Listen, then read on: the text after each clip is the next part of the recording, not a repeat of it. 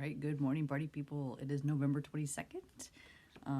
We are back in the Old Testament today. Yesterday we were in Apple, also known as Luke. But today we are back in the Old Testament. So our daily reading today is going to be Exodus 37:38, 2 Chronicles 23:24, Revelations 19:20, Psalms 89, just one psalm today because it's a big one, and then Proverbs 20. Okay, so that's where we're at in our daily reading. So we are back in 2 Chronicles today. So just a quick recap for those of you that have not seen the previous videos, you want to go back and watch them. It's showing the history of the nation state of Israel in the early days after the first kings. And you're seeing in the book of Chronicles, 1st and 2nd Chronicles, we have them divided up into two separate books, but in the original, it's one book, okay?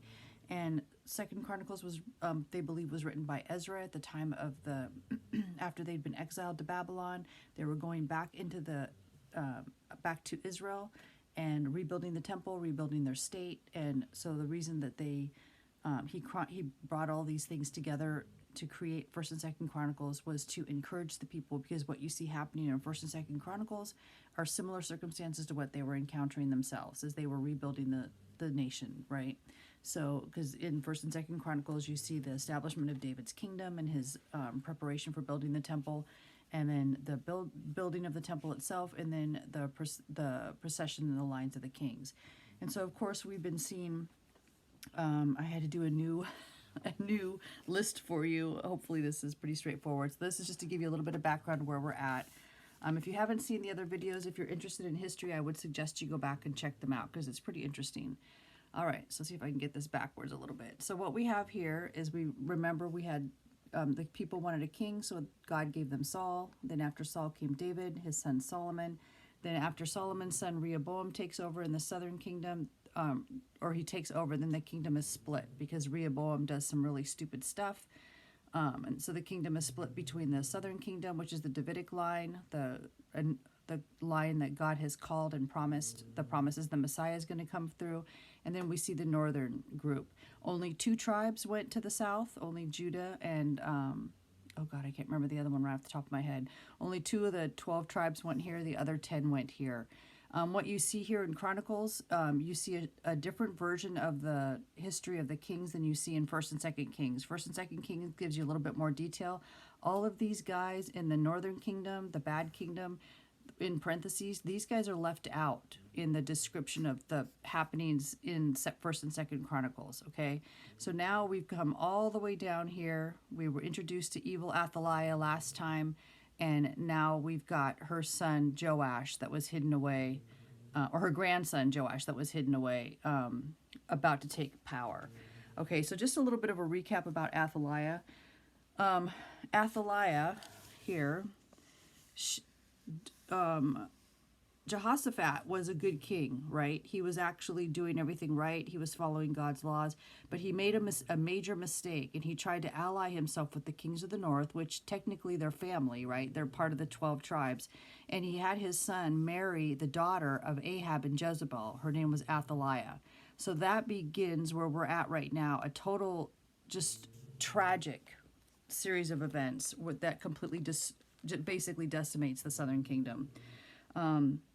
So where we left off in chapter 22 is something I didn't get a chance to go into. I wanted to go over real quick. Chapter 22, it says, now when, this is verse 10, now when Athaliah, the mother of Ahaziah, saw that her son was dead, so the king was dead, now remember, she's from the other tribe. She's from the northern tribe, so she's not of the Davidic line, right? She arose and destroyed all the royal heirs of the house of Judah. But Jehoshaphat, the daughter of the king, took Joash, the son of Ahaziah, and stole him away from the king's sons who were being murdered, and put him and his nurse in a bedroom.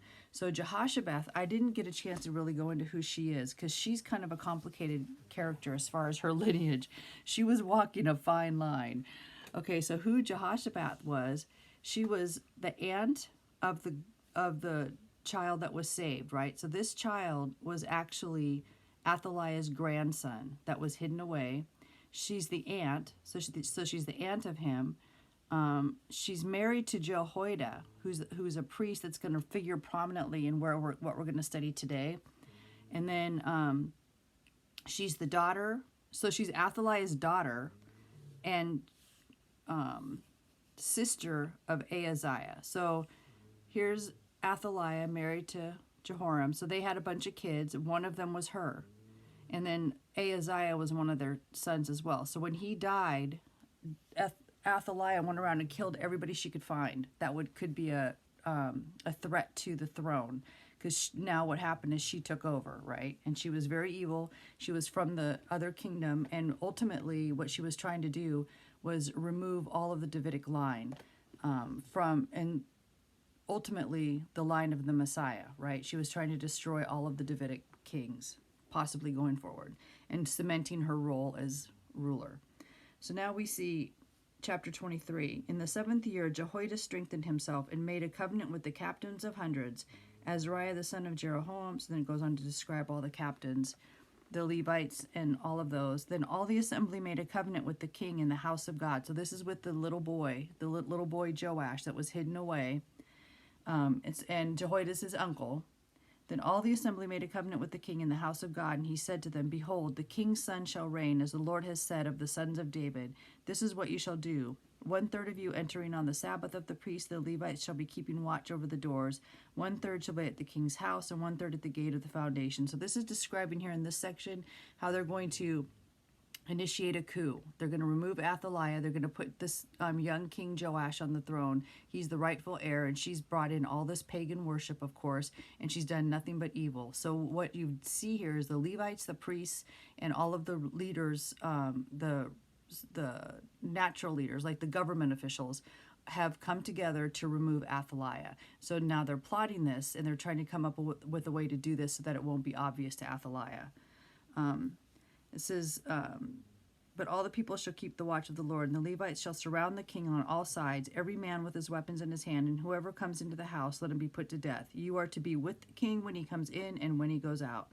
So the Levites and all Judah did according to all that Jehoiada the priest commanded, and each man took his men who were to be on duty on the Sabbath, with those who were going off duty on the Sabbath. For Jehoiada the priest had not dismissed the divisions.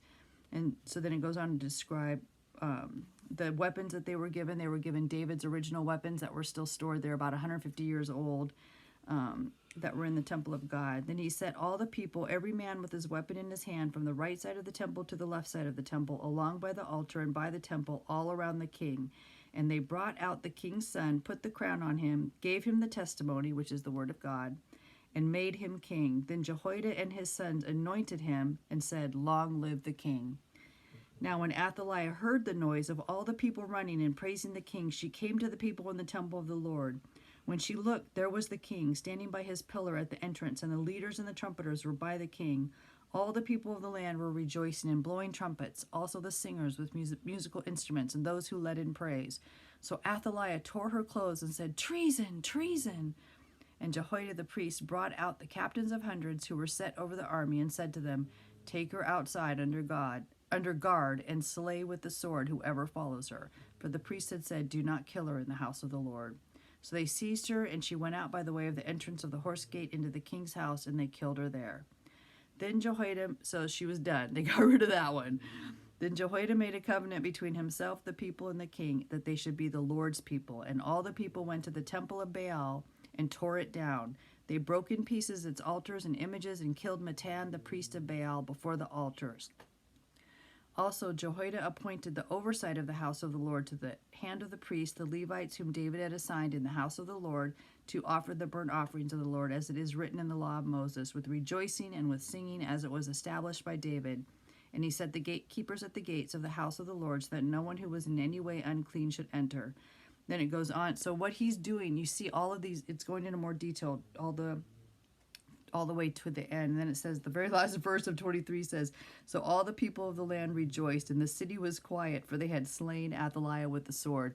So that shows you he's reestablishing everything that had been done before, that had been removed by the previous couple of kings, and before Athaliah even.